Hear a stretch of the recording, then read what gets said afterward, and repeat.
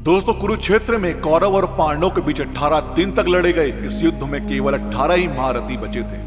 कौरव के तो कुल का ही नाश हो गया था और पांडवों के भी लगभग सभी पुत्र मारे गए थे। जब युद्ध का होना तय भी नहीं हुआ था, तब से ही 5 ऐसे लोग थे जो यह जानते थे कि युद्ध होगा और उसका परिणाम क्या होगा। अब कौन, तो वीडियो पूरी देखिएगा, मजा आ जाएगा। और हाँ, अगर आप चैनल पर नए हैं तो ऐसी और भी वीडियोस देखने के लिए चैनल को सब्सक्राइब करना मत भूलिएगा। दोस्तों, नंबर 1 श्री कृष्ण।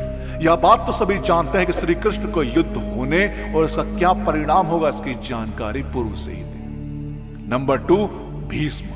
दोस्तों, भीष्म को भी दिव्य दृष्टि प्राप्त थी और वे भी जानते थे कि युद्ध तय है और उसका परिणाम भी क्या होगा, परंतु उन्हें दुख बस इसी बात का था कि उन्हें कौरवों की ओर से युद्ध लड़ना होगा। भीष्म अपने पूर्व जन्म में 8 वसुदेवों में से एक थे। नंबर 3 ऋषि वेदव्यास। दोस्तों, ऋषि वेदव्यास भी दिव्य दृष्टि प्राप्त ऋषि थे और वे भी जानते थे कि युद्ध तय है, परंतु फिर भी उन्होंने धृतराष्ट्र को संकेतों में समझाया था कि अभी भी वक्त है कि तुम यह युद्ध रोक दो, अन्यथा तुम्हारे कुल का नाश हो जाएगा। नंबर 4 सहदेव। दोस्तों, पांडवों में एकमात्र सहदेव ही त्रिकालदर्शी थे।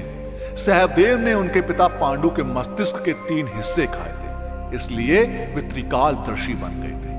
सहदेव भविष्य में होने वाली हर घटना को पहले से ही जान लेते थे। वे जानते थे कि महाभारत होने वाली है और कौन किसको मारेगा और कौन विजयी होगा। लेकिन भगवान कृष्ण ने उसे शाप दिया था कि अगर वह इस बारे में लोगों को बताएगा तो उसकी मृत्यु हो जाएगी। नंबर 5 संजय। दोस्तों, यह भी कहा जाता है कि संजय को भी युद्ध का क्या परिणाम होगा यह ज्ञान था।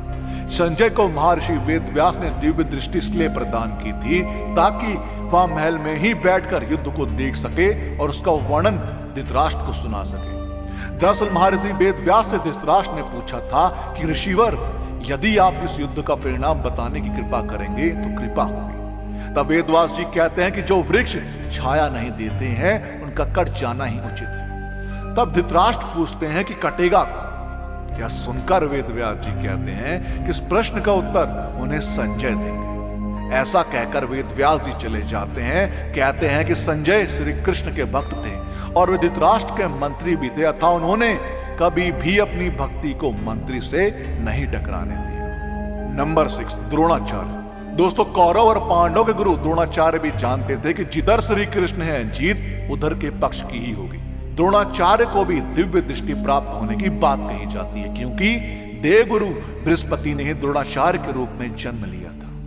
नंबर 7 कृपाचार्य। यह भी कहा जाता है कि कृपाचार्य को भी युद्ध के परिणाम का अनुमान था। संभवतः उन्हें भी दिव्य दृष्टि प्राप्त थी, क्योंकि श्री कृष्ण के विश्व रूप का दर्शन वही लोग कर सकते थे जिनके पास दिव्य दृष्टि थी।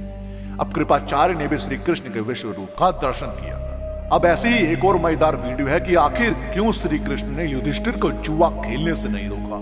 लेकिन मानिए, जानकर चौंक जाओगे। तो उस वीडियो को अभी क्लिक करके जरूर देखें और उस वीडियो का पार्ट 2 चाहिए हो तो कमेंट्स में पार्ट 2 जरूर लिखें। और वीडियो पसंद आई हो तो लाइक करना मत भूलिएगा। हम आपको मिलते हैं अगली वीडियो।